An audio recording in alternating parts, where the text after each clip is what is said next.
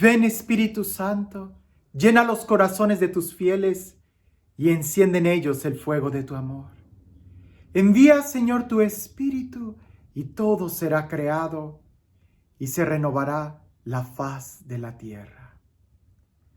De Hechos de los Apóstoles, capítulo 11, versículo 19 en adelante.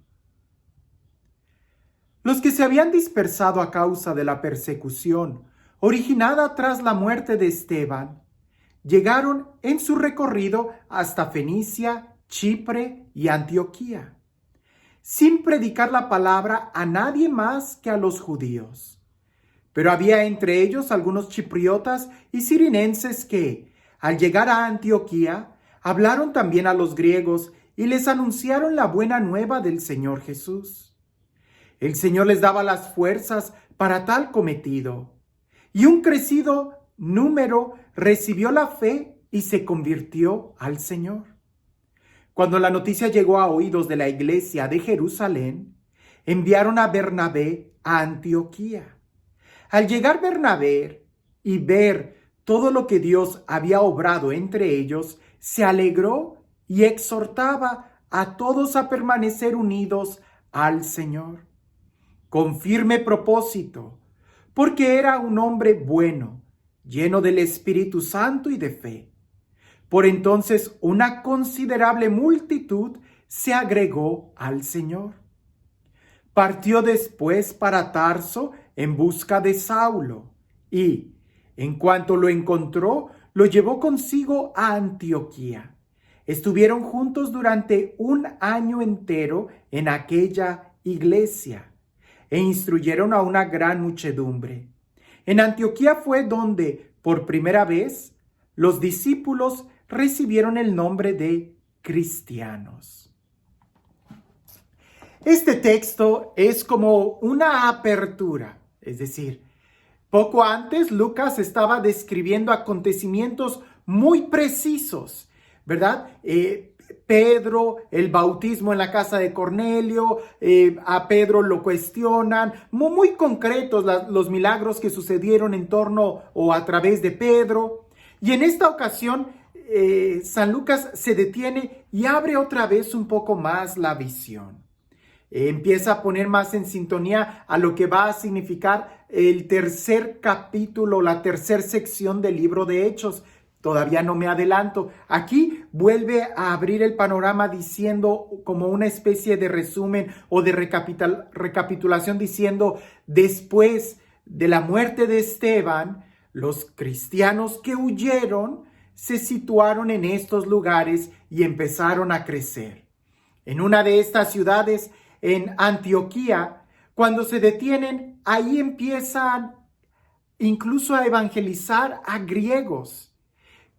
Y lo maneja como si fuera una especie de paréntesis o de excepción, como casos aislados, pero lo quiere poner después de la predicación de Pedro o de la exhortación que Pedro hace a los de Jerusalén, donde formalmente es con Pedro en la casa de Cornelio, donde ya se va a dar la misión a los gentiles. Anteriormente eran como pequeñas excepciones y en la forma en como San Lucas lo describe es como si todo eso él quisiera que sucediera después, porque nuevamente es a través de la exhortación o de la enseñanza que Dios le revela a Pedro y que Pedro se la da a los demás apóstoles donde ya se abre. Pero es aquí en esta comunidad donde los apóstoles en Jerusalén mandan a Bernabé. Esto es importante porque cuando San Lucas abre la visión un poco, ya no va a hablar solamente de Pedro, sino que menciona como la primacía de la iglesia de Jerusalén sobre las demás iglesias. Esto es casi normal de entender porque son los que tienen más tiempo abrazando la fe, porque son los que de una u otra manera tienen más la pureza de la fe. Ahí están los apóstoles reunidos, que ellos no fueron, solamente salían y regresaban. Era como pudiéramos decir el centro de operaciones. Hasta ese momento era Jerusalén. Ahora mandan a Bernabé. Y Bernabé llega a Antioquía y los exhorta. Y la forma en cómo los exhorta es de que estén unidos al Señor, o como algunas traducciones o especificaciones hacen, dependiendo de qué tradición del libro de Hechos de los Apóstoles estemos usando, lo van a mencionar como que los exhortaba a que estuvieran unidos en el Señor. Esta diferencia, unidos al Señor o unidos en el Señor, pareciese que es mínima, pero en realidad es un rasgo muy importante, porque la unidad entre nosotros solamente se da cuando estamos unidos al Señor. Pero si verdaderamente estamos unidos al Señor y queremos unirnos al Señor, tenemos que estar unidos unos a otros. Y es ahí donde se da el salto en la evangelización. Si nosotros vemos, se iban uniendo poco a poco a la comunidad, pero después de la exhortación que Bernabé hace de permanecer unidos en el Señor o permanecer unidos al Señor, es cuando entonces se habla de una multitud que se van agregando. La evangelización se da con mayor fuerza, con mayor fluidez, cuando estamos unidos. Si no estamos unidos, no va a haber evangelización. Ya Jesús lo había dicho, ¿verdad? Permanezcan en mí como yo permanezco en ustedes, para que el mundo crea. Es decir, tenemos que ser uno. Es lo que Jesús hace en la oración. Padre, que sean uno como tú y yo somos uno. Por eso Jesús los envía de dos en dos, y la insistencia de permanecer en unidad, de perdonar. Si nosotros no estamos unidos con nuestros hermanos, pues no va a haber una evangelización. Si no se trabaja en unidad y tú quieres trabajar solo, pues eso más que evangelización es como un proselitismo, que no es en realidad una evangelización que busca un cambio de vida, y el cambio de vida se da cuando estás injerto en una comunidad, y la comunidad significa una común unidad. ¿En qué vamos a tener una común unidad? En un mismo corazón y en un mismo espíritu. San Lucas, cuando escribe Hechos de los Apóstoles, pone mucho énfasis en esto, en la unidad, tener un mismo espíritu, un mismo corazón, en la predicación y en torno a la figura de Pedro o de la autoridad, ¿verdad? Estos son como los pilares que van a ir creciendo. Ahora, un aspecto importante es de que es en Antioquía donde los discípulos reciben por primera vez el nombre de cristianos. Y resulta que quienes los llaman así son los paganos, los griegos, porque seguramente predicaban a Cristo, pero también porque lo predicaban de una manera muy cristianos, muy cristianamente, es decir, muy ungidos. La palabra cristiano significa ungido. La palabra Cristo en griego, ¿verdad? Son tres palabras. En hebreo es Mesías. Si traducimos la palabra Mesías al griego es cristiano, Cristo. Y si traducimos la palabra Cristo al español es ungido. Entonces la palabra, cuando hablan de Cristo, es el ungido por Dios. En griego es el Mesías, a quien Dios escogió, a quien Dios ungió. Y ese es el mismo adjetivo que se usa para llamar a aquellos discípulos, los ungidos.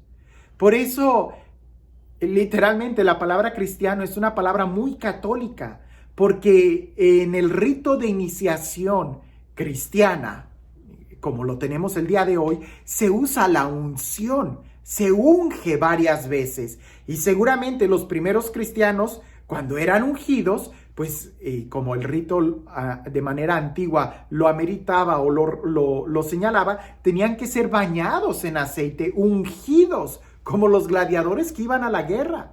Y seguramente esa unción, ese aroma, pues permanecía, pero también indudablemente por la unción del Espíritu Santo que había en ellos. Entonces, ¿qué significa la palabra Cristo? Ungido. ¿Qué significa la palabra cristianos? ungido. ¿Qué tan ungidos nosotros somos, así como Jesús? Recuerda que Jesús les dice a sus apóstoles cuando Él resucitó, así como el Padre me envió, así yo los envío a ustedes. El Padre ungió con el Espíritu a Jesús y Jesús unge con el Espíritu a sus discípulos. Por eso se les llama cristianos. Ahora, algo que también hay que subrayar de este texto es que Bernabé, que es un hermano que exhorta mucho y su exhortación está muy ligada a la unidad, después de mucho tiempo va a Tarso en búsqueda de Saulo. Pareciese que Saulo ya estaba olvidado, pero Bernabé, que fue aquel que lo presentó a los discípulos cuando Saulo llegó a Jerusalén, pues Bernabé todavía está esperando en Saulo y va a ir por él. Y dice el texto que trabajó Saulo junto con Bernabé por un año. Saulo estuvo bajo la autoridad de Bernabé por un año, bajo la autoridad de aquel que predicaba la unidad. Eso va a ser demasiado importante, porque cuando Saulo logra entender la importancia de la unidad y logra dar pruebas claras de que lo ha entendido y que lo vive y lo cree, es cuando entonces vamos a ver aquel gigante grande que se levanta para la evangelización a todos los gentiles. Cosa que antes ya habíamos meditado, le costaba un poquito a Saulo poder entender la importancia de trabajar en equipo, de respetar la autoridad y de la unidad. Algunos de los puntos que pudiéramos nosotros reflexionar sobre este tema es, primero, qué tan unidos nosotros estamos en el Señor y al Señor. Porque nos podemos unir para cosas malas. No, de esa unidad no se trata. Se trata de unirnos unos a otros en el Señor. Y para eso hay que estar unidos al Señor. Si te cuesta mucho trabajar con el hermano y perdonarlo, es porque seguramente no estás muy unido a Jesús. Una vez que tú estás unido a Jesús, unido a su cruz, unido a su amor, no te cuesta la unidad con el hermano. Ahora, si estamos unidos, vamos a poder evangelizar mejor. Si nos quejamos de que no hay evangelización y que nuestro grupo se está secando y que nuestro grupo no está creciendo, pues entonces pregúntense cómo está la unidad internamente. Ahora, la autoridad. Nuevamente vemos la autoridad. Jerusalén es autoridad sobre las demás iglesias en este momento. ¿Qué tanto nosotros estamos en unidad con la autoridad? Si no tenemos una autoridad física, pues ¿cómo vamos a hablar de una autoridad, de una unidad? Tiene que haber una autoridad física para que haya una unidad entre nosotros. Y el título cristiano. ¿Qué tan conscientes y pudiéramos decir, qué tanto honor le damos a ese título? Si somos cristianos, ¿vivimos como tales? Lo seremos cuando estemos unidos, cuando estemos bajo la misma autoridad y cuando tengamos un mismo corazón y un mismo espíritu. Que tengas un excelente día.